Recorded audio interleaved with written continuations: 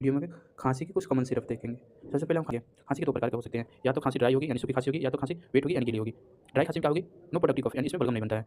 और गीली खांसी में क्या होगी? यानी इसमें क्या होगी? इसमें बलगम बनेगी। अब ड्राई जो कफ होती है यानी सूखी सबसे पहले एलर्जी से भी हो जाएगी, पोल्यूशन से होगी, ड्राई माउथ यानी सूखा मुँह हो तो वायरल इन्फेक्शन से, बैक्टीरियल इन्फेक्शन से। और आइए हम गीली खांसी लेते हैं। गीली खांसी के होने का कारण क्या है? गीली खांसी होने का ठंडा से, फ्लू से, निमोनिया से, अस्थमा से, वायरल इन्फेक्शन से।